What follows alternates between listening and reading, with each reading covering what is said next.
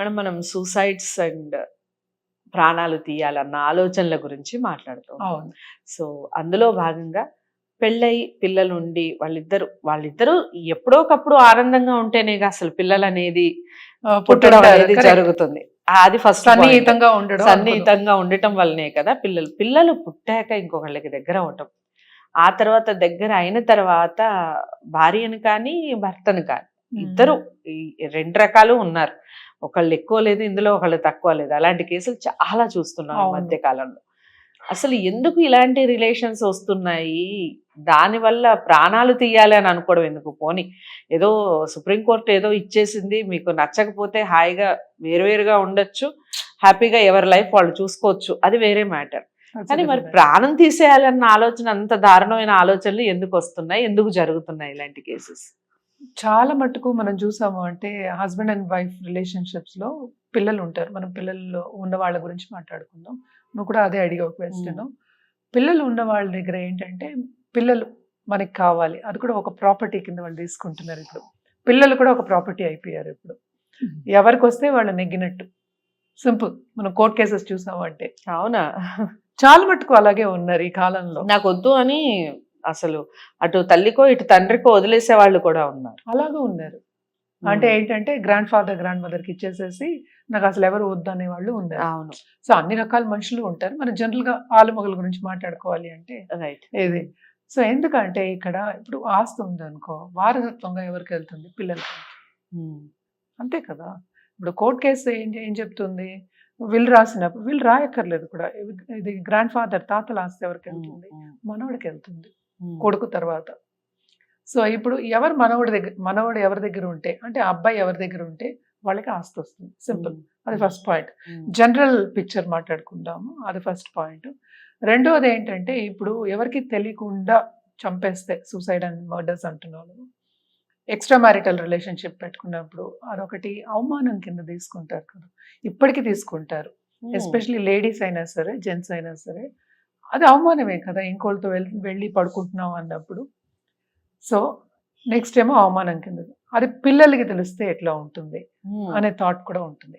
అటు తల్లి అయినా సరే, అటు తండ్రి అయినా సరే. ఇలాంటి కేసెస్ చాలా ఉన్నాయి. కొంతమంది ఏంటంటే అడ్జస్ట్ అయిపోయి ఎక్స్ట్రా మ్యారిటల్ రిలేషన్షిప్ పెట్టుకుని ఇప్పుడు పిల్లలు ఏమనుకుంటారు, అది నార్మల్, ఇదంతా నార్మల్, అదే అవుతుంది. బికాస్ ఎదుర్కొని ప్రత్యక్షంగా మనం ఏమి ఎగ్జాంపుల్ ఇస్తున్నాం వాళ్ళకి, ఇదే ఇస్తున్నాం. మన సనాతన ధర్మం గురించి మనం మాట్లాడుకున్నాం అంటే ఏంటి, ఒకళ్ళకి ఒకళ్ళు అంతే కదా. అసలు పిల్లలు నిజంగా వాటిని అబ్జర్వ్ చేస్తే రేపు పొద్దున వాళ్ళ ఫ్యూచర్ ఏంటి అసలు? అయ్యో, అబ్జర్వ్ చేసిన వాళ్ళు ఉన్నారు. నేను చెప్తా ఎగ్జాంపుల్. చాలా మంది ఉన్నారు. ఓకే. జాతకాలకు వస్తూ ఉంటారు కదా. సో అడుగుతారు కూడా, ఏంటి నేను వెళ్తే ఏంటి 40 ఏళ్ళకి 50 ఆడవాళ్ళ 40-50 ఏళ్ళకి. ఇప్పుడు నా హస్బెండ్ దగ్గర నుంచి నాకేమో ఎమోషనల్ సపోర్ట్ లేదు, నాకు ఫిజికల్ సపోర్ట్ లేదు, ఆయనతో ఇలా ఉండలేకపోతున్నాను, నేను ఇంకోళ్ళ దగ్గరికి వెళ్తాను, ఏ టైంకి వస్తారని అడిగే వాళ్ళు ఉన్నారు. ఏ టైంకి నాకు అలాంటి వాళ్ళు వస్తారు నా లైఫ్ లో అని అడిగే వాళ్ళు ఉన్నారు. అది ఎందుకు అనేది మాట్లాడుకుందాం, అది డిఫరెంట్ మ్యాటర్. బట్ ఏంటంటే ఇక్కడ చంపడం అనేది తప్పు. చంపడం అనేది ఫస్ట్ ఏంటి, it is because of children and the other thing is property.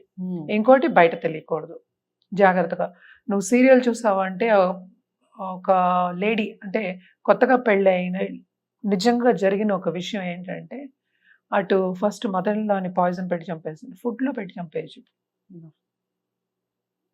Major ఇది ఉంది ఇప్పుడు డిస్నీలో అనుకుంటా. అంటే అసలు చంపడమే పెద్ద నేరం. అంటే ఫుడ్ లో పెట్టి చంపడం అయితే మరీ ఘోరం. తెలియదు. దాని తర్వాత ఎందుకు ఆస్తి వివాదం. ఆ అత్తగారు ఏమో అవుతూనే నన్ను అడుగుతోంది ఇట్లా ఇట్లా అని. అంటే ఏంటి, నేను చదువుకున్నాను అని పెళ్లి చేస్తారు. అంటే ఉంటారు కదా, రీసెంట్ గా కదా 90s లో జరిగిన 2000 లో జరిగిన ఒక విషయం. సో అడుగుతున్నారు, ఎందుకు ఉద్యోగానికి వెళ్ళట్లే, ఇంట్లో ఉంటారు కదా, ఏదో అడుగుతూ ఉంటారు, ఏదో సణుగుతూ ఉంటారు. పెద్దవాళ్ళు అయిన తర్వాత అది సణుగుతోంది, అందుకని విషయం. అది అయిపోయింది. నెక్స్ట్ ఆడపడుచు వచ్చింది, ఎందుకు అస్తమానం వస్తోంది, కడుపుతోంది, వస్తోంది. మొగ్గుడిని కూడా చంపేసి. ఏంటి దాని మీద ఒక సిరీసే ఉంది. నిజంగా భయం వేస్తుంది. అది సిరీసే ఉంది, 5 సిరీస్ 6 సిరీస్ ఒక ఎపిసోడ్. ఇది నిజంగా జరిగిన ఒక ఎపిసోడ్. అది ఎక్కడ మారుమూల గ్రామంలో జరిగింది. It is not in cities. Okay. ఆ అమ్మాయి ఎంత తెలివితేటలు ఉంటే దేనికి ఏది పెడితే తెలియకుండా ఎలాగా ఇది మెల్లిగా పోలీస్ కేసు అయ్యి వెనక్కి వచ్చింది. ఎందుకంటే డౌట్ ఉందని చెప్పి వేరే వాళ్ళు కేసు వేస్తే వీళ్ళ మీద, ఆ అమ్మాయి మీద, ఈ లేడీ మీద, అప్పుడు ఇవన్నీ బయటపడ్డాయి. అప్పటి వరకు తెలియదు. 30 ఏళ్ళ వరకు తప్పించుకు తిరిగింది.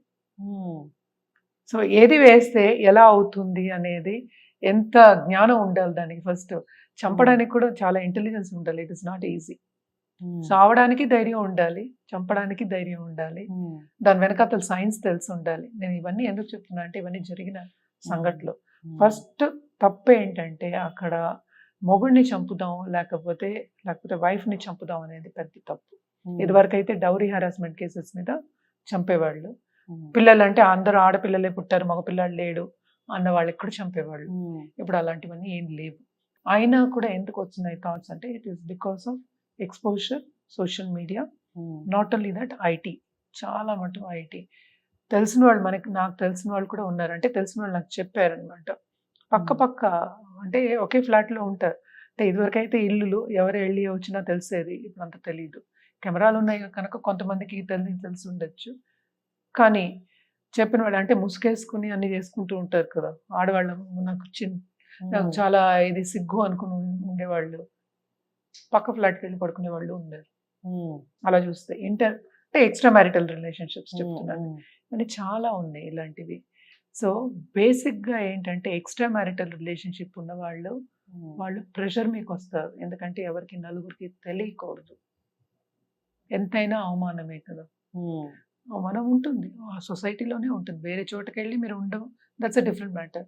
బట్ వాళ్ళ బంధువులకి వాళ్ళకి అన్నీ తెలుస్తుంది. ఫస్ట్ అవమానం అది, నెక్స్ట్ పిల్లలు, తర్వాత ప్రాపర్టీ, తర్వాత డబ్బు.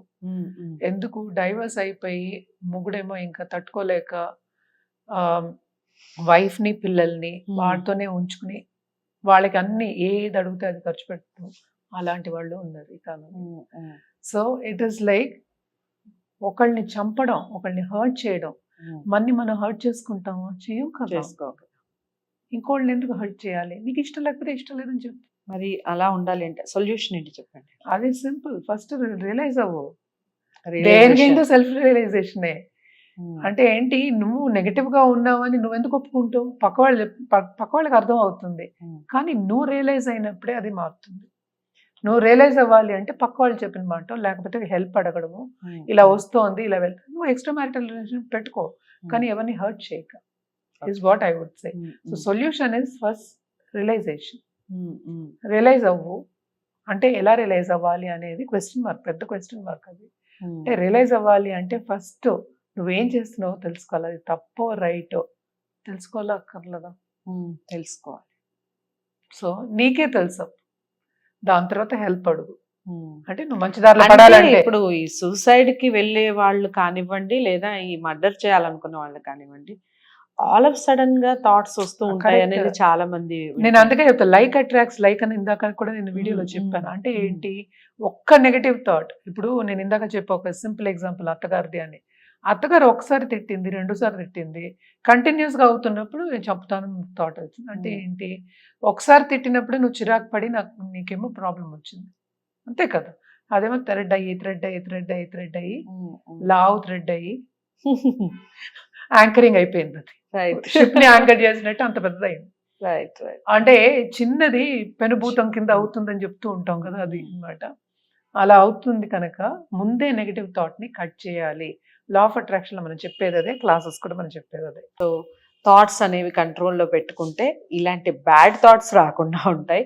దానివల్ల లైఫ్ హ్యాపీగా సాఫీగా సాగిపోతూ ఉంటుంది ఎవరిదైనా కూడాను. వీడియో నచ్చిందని అనుకుంటున్నాను. ఇలాంటి థాట్స్ ఉన్న మీ ఫ్యామిలీలో కనిపించిన, మీకు ఇలాంటి థాట్స్ వస్తూ ఉన్నా మేడంని కలవాలి అనుకుంటే స్క్రీన్ మీద కనపడే నెంబర్కి కాల్ చేయొచ్చు. వీడియోని లైక్ చేసి షేర్ చేయండి, ఛానల్ని సబ్స్క్రైబ్ చేసుకోండి. మరో మంచి వీడియోతో మళ్ళీ కలుద్దాం. నమస్తే.